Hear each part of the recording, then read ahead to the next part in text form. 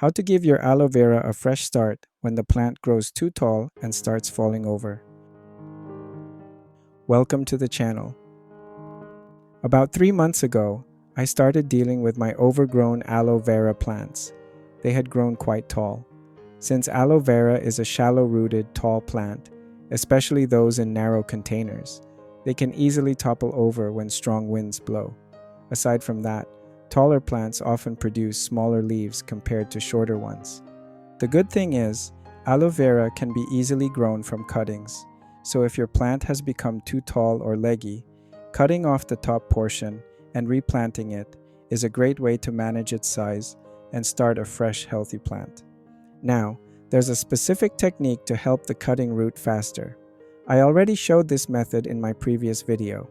If the stem is too long for your pot, cut it near the area where roots have already started to form. That part of the stem is mature and ready to grow new roots.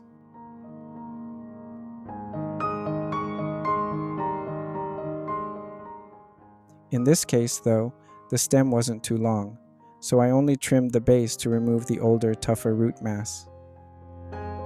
When replanting, I didn't add soil at the bottom of the pot like most people usually do.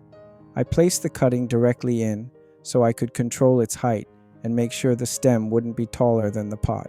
Besides, aloe vera doesn't grow roots from the cut base anyway.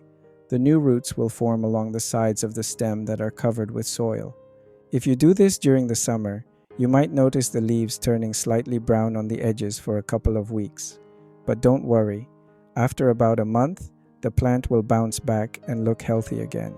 I did mine during the wet season here in the Philippines, so the leaves didn't brown at all.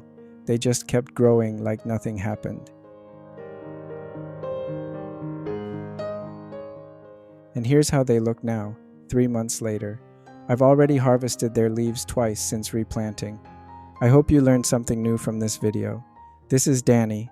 Thank you for watching and see you in the next one. God bless you.